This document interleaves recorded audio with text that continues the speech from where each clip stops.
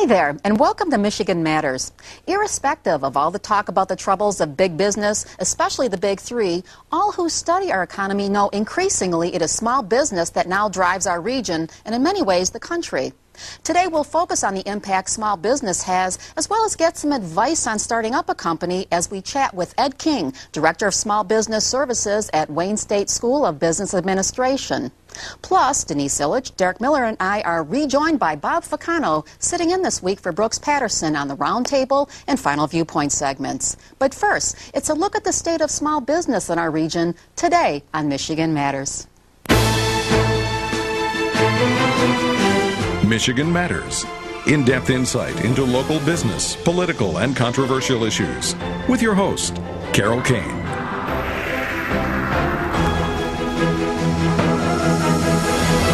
We're joined by Ed King, Director of Small Business Services and Professional Development Division at Wayne State School of Business Administration, who's advised thousands of small businesses here throughout the whole state and actually around the country. So thank you so much for joining us this morning. Thank you very much for welcoming me down here. Well, as I said at the start of the show, we know it's small business that's becoming a bigger part of what Michigan's economy is all about. So just from the starting point of that, how do you describe what is a small business? Well, the United States government defines a small business as anything less than 250 employees, and that, in my mind, that's quite a large business. Most of the people we deal with have less than 10 employees. But it's not based upon sales. A lot of times people say you have to be a certain level of sales before you qualify as a big business. And you can take a guy working in his garage at a card table, selling wholesale lumber and generating millions and millions of dollars of sales. So it's the idea of having less than 250 employees. And since you've been working with small businesses for decades now in terms of the overall state, how many are there in the state, and what percentage of it is our business tied specifically to small business right now? You didn't say you were going to ask me that particular question. How many small businesses are there in the United States? I think the last figure I saw was 200-some thousand across the state. Yeah, there's about 20 million in the United States, and we represent 3% of that, so... Do the math. You've got an MBA from Michigan, as do I, so we'll let that one go. I'm telling you, this is a pop... Never knew there's a pop quiz here. I would say 60,000. Okay. One of the things we know that's going on right now is the auto companies are right-sizing themselves in terms of their payrolls, and they're offering a lot of buyouts. We know a lot of baby boomers in particular will be taking them. I'm sure many are right now asking themselves, should they be starting up a small business? What piece of advice, since you've given advice to so many people through the years on this, should they be asking themselves, and if they are a candidate to become a small business owner? Well, in order to be a candidate to be a small business owner, and we've worked with these people over the years, you really got to be a self-starter. No one's going to tell you when to get up in the morning. You have to be into hard working, and believe it or not, you have to know something about marketing and administration. Many people get into small business, they think that if they build a better mousetrap, the world will be a path to their door, and it's really not true. You've got to know how to sell, you have to know how to take care of the paperwork, and also at the same time provide the product or service. You know, running a successful restaurant has well, I shouldn't say absolutely nothing to do with fixing a meal, but their success is based upon marketing and administration. I mean, you can't really kill anybody in a restaurant, but... well, maybe some of the E. coli, whatever that gets in some of the food things there. Sure. But I know I have written my column at the Free Press where I focus a lot on small businesses, and you and I have talked, and I've quoted you in my column in the past, talking about the importance of a business plan. How important is that? Well, if you're looking for outside funding, a business plan, a formal business plan, is extremely important. And in fact, you must create one. But if, on the other hand, if you're using your own funds, I would do some planning, even if it's on the back of an envelope. But the number one thing is to crunch the numbers. I mean, you've got to be able to figure out what your sales and expenses are going to look like for the next 4 or 5 years. Is there a thumbnail sketch of what you would advise someone starting out in a small business, how much money they should save up? I mean, I've heard 6 months worth of expenses. You should have that already tucked away, ready to go, so you don't have to pay yourself for the first few months. Yeah, it really depends upon the business, because some are capital intensive, others businesses are not. Like, for example, being a consultant. I mean, what do you need? You can start a consulting firm for $300. Get yourself a shoe shine and an answering machine, and you're in business. But some businesses, for example, a restaurant is very capital intense, because you need money for inventory, you need money for equipment, you need money for wages, paying yourself. You also, if you're selling on time, in other words, on credit, you also have to finance accounts receivable. How receptive do you think this marketplace is here in Michigan to providing financing for small business and startup businesses? Well, I think wherever you go, it's difficult. 60% of the money used to create a small business is generated by a person's savings account, their retirement, or getting a second mortgage on their home. 10% from family and friends, the other 25% from institutions such as banks. And what banks are looking for are the 3 C's, they call it: character, capacity, and collateral. So they want you to be able to pay your bills back. They want to be able to grab something if you don't pay them. And the business has to be successful enough in order to generate and make the necessary payments. So have you found the banks to be a good place to go for capital improvements and startup funds as far as small businesses go? No. Okay. What about venture capital in our state? That's another form venture capital, I mean, I really can't blame the banks because, it's dealing with, when we talk about the statistics, 80% fail within 5 years, and they have a fiduciary relationship with their depositors and the government, so they can't be out there throwing money away. But venture capitalists are very good if you are a high-tech business, because they're looking to invest a minimum of $250,000. They're looking for a 10 to 20% return, not 10 to 20% time return on their investment within 5 years, not 10 to 20%, right, but 10 times to 20 times. And they're also looking for a major commitment in terms of stock. If any of your listeners are interested in high tech, there's a great website out there called MichiganVCA.org, which lists the venture capital groups here in the state of Michigan. I think there's about 35 of them. They can also go to Entrepreneur Magazine. They have a website, and they have the 100 largest venture capital. And I know that's been a complaint I've heard from many people. There aren't enough of them here in Michigan. So hold on, we're just getting started here with Ed King, talking about small business. Keep it right here. We'll be right back.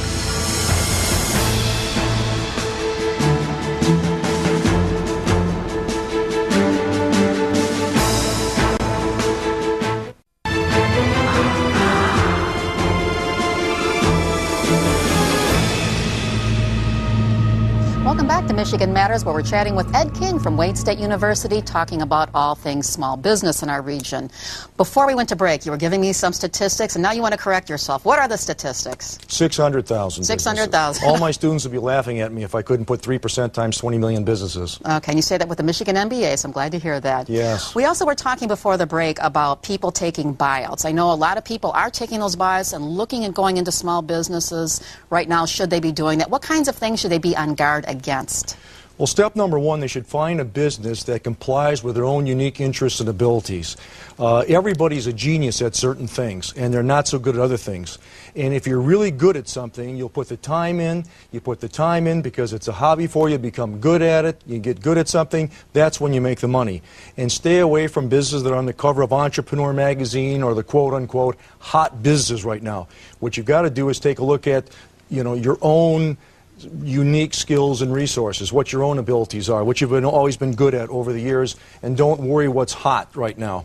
The second thing I like to warn them about is you take, an auto worker that has a lot of time on their hands and has a lot of money now, and that's going to equal to a lot of con artists coming out of the woodwork trying to sell them business opportunities. And, what can they do to safeguard net against that? I mean, what are there places to check in terms of the consumer protection divisions, or, what kinds of things would you recommend? Well, the number one thing that I would take a look at is, if they're looking at a business opportunity, is go out there and talk to people who've already got into that business opportunity. And when I say don't call them on the phone, because in the business it's called canaries, and they get paid to give you testimonials. So what they should do is go out there and actually look for an opportunity. But again, it's easier to find Osama bin Laden than it is to find a good business opportunity at a business expo or on the back of the Entrepreneur Magazine. Because, if it was so easy and you could have so much fun and you could make so much money, why are they trying to sell you the business opportunity? So, just be aware that there are a lot of bad people out there. One of our students recently, before she took our class, bought 3 vending machines for $7,000. I talked to her, got on the internet, found the same machines on the internet from the manufacturer, brand new, for $1,700. So, you know, really watch out and you know. Be on the guard against that sort of thing. Yes, and no one's going to protect you as much as you are going to protect yourself. You also, besides teaching small business down at Wayne State, you have a class I know that starts this coming up in September. You've written 2 books on the issue of small business starting up and running and getting bigger along the way. We know a lot of the organizations here, the Detroit Chamber, Detroit Renaissance, others, are trying to do a blueprint for the future of our state, what we should be. As someone who has a broad global view of our state, how important is small business here, and what things can be done to help improve the environment for small business? Well, I think most small business owners basically want to be left alone. I mean, when I'm out there in the real world, they don't look towards the government for support or anything else. They'd rather just be left alone. They are getting into business right now. The thing to do is a lot of our people are getting into importing stuff from China. They're selling stuff on the internet. The big thing right now is the repair business. One statistic that we just ran last night is over the last 3 years, the number of businesses in the United States have increased every year by 2%, so you got a net gain of 6%. We ran the numbers last night, and the numbers for the last 3 years in the southeastern Michigan area are down by 26%. And I think that's the reason is that people are afraid of the economy. And you have to remember that, you know, and you can make money in any economic climate. One of the things that we talk about is if there's a drought, you sell water. If there's a flood, you sell boats. If there's a plague, you sell coffins.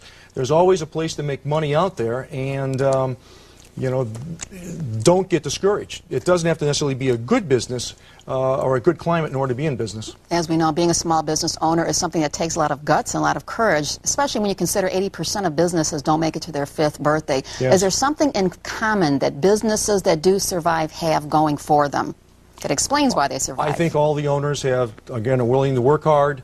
They are self-reliant. They don't have to have somebody else telling them what to do, and they have to be a business person. And again, know about business, specifically administration, paperwork, and they have to know about selling. They got to go out there and do marketing. What is the toughest part of being a small business owner? Being isolated. Their friends and family don't necessarily want to talk to them anymore about business. They're boring. They can't talk to their employees. They can't talk to their competitors. One of the things I stress is to talk, you know, go to trade associations, talk to other people in the same business in other areas, and a lot of times they will have solutions to problems that you haven't even run across yet. We're about to go to a break here, but before we do, is there a reference or a place that you would suggest people interested in small business look to start getting ideas and compiling information? Well, 3 places. Trade associations, which we talked about. Find a mentor, somebody who's successful in business. Don't necessarily talk to your unemployed brother. And the third thing is that we put on seminars. We put on free seminars. We'll be coming up in September for 2 hours in the Detroit area, and we'd like to welcome everybody to come to those free workshops. And I know one of the pieces of advice that you mentioned to me that I wrote about in my column talked about if you're interested in working or owning a Burger King or McDonald's or something, go work in one for a few weeks, see if you like doing it. Good hands-on advice. Listen, I appreciate you taking time to be with us this morning to talk about small business. We'll have you back again because it's a big issue. Thank you very much. Stay tuned. We'll be right back with the Michigan Matters Roundtable after this.